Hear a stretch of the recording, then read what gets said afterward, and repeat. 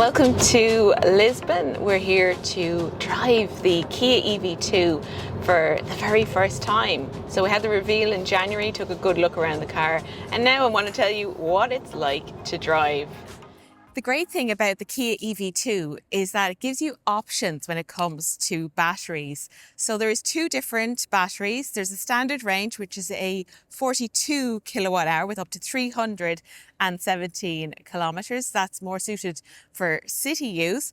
And then there's the long range battery. That's a 61 kilowatt hour, which is a sizable battery. And that gives up to 453 kilometers.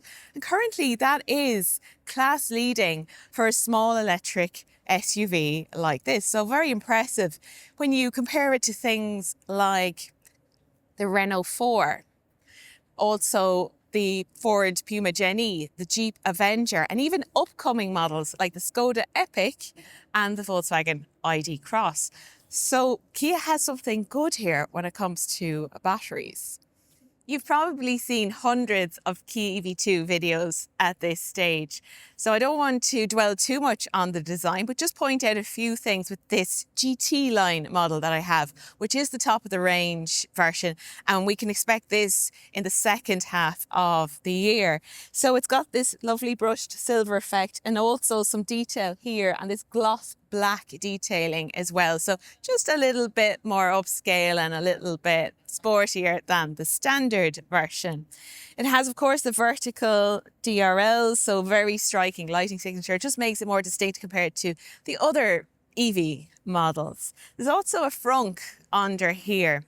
So it's more like a tray really than a genuine frunk, but it is a little bit of extra storage with this. This colour is a beautiful frosted finish.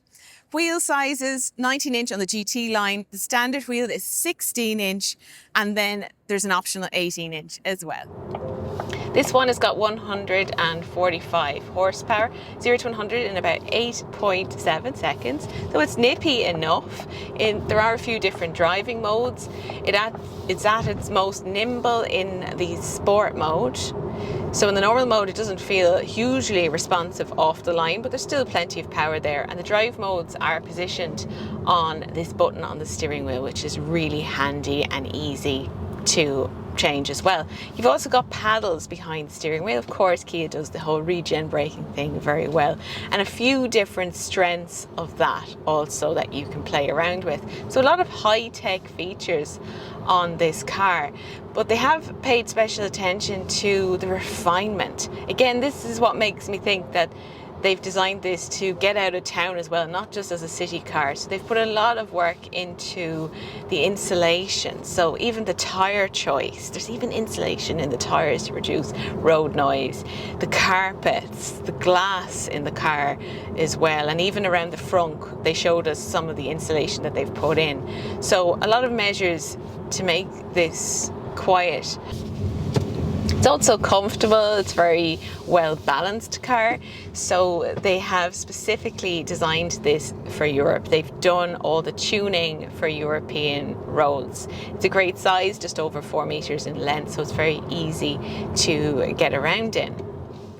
The thing that strikes me about the EV2 is that it's a fairly high-tech, small EV, and they have designed this not just for city use, but also beyond that, out on motorway, particularly when you look at that longer range battery, but also the charging.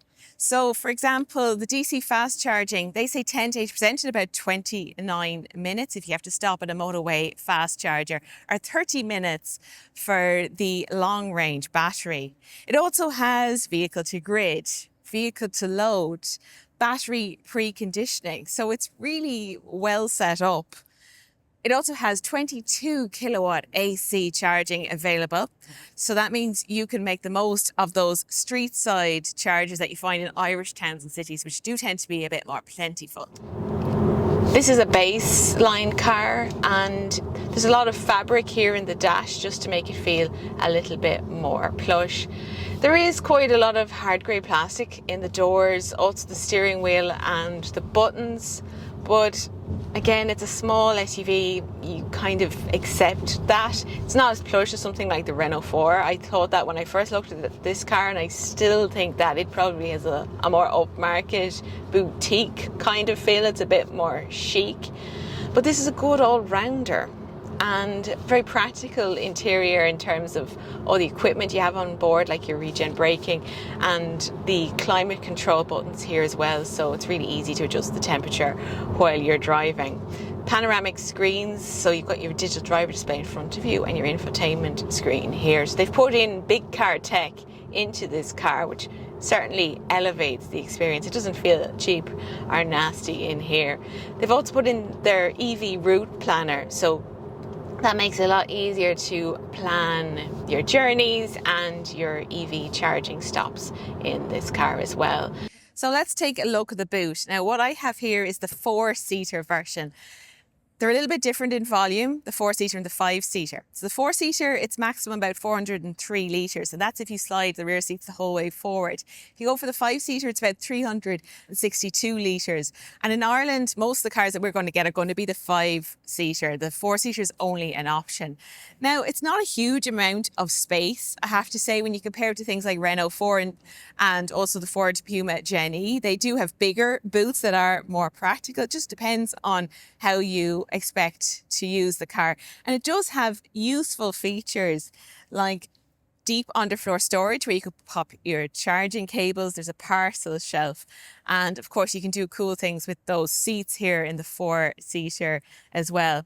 But it's not huge. I would say this is probably the only downside I see with the practical side of this car so far, and that some of the rivals just have bigger boots. What's it like inside? Well, this is the 4-seater, so you can do cool things with the seats, like move this forward and back. If you go for the 5-seater, it's a bench seat and it's fixed, so you can't do that extra bit of flexibility. And that's the one that the majority of people in Ireland are going to be buying. In terms of legroom, you've got a flat floor, so that's great because it just gives that more feeling of space. And generally, it's nice back here. You've got fixed points. You also have your USB-C ports, there's vents, and there's a charge socket down here as well. So it's pretty competitive for a small SUV on this rear space. We don't know what price it's going to be yet. Now, it's expected in Ireland in April, the standard range battery. And then we can expect to see the long range and also GT line models like this one from the summer onwards. To conclude, I think it's a car that gives you options. I love that there's 2 different batteries available. It's a good all-rounder, and Kia has a lot of expertise in EVs. They've had a lot of success in the Irish market, so I expect that this will do very well. We still have to wait for the price, and that should be confirmed very soon.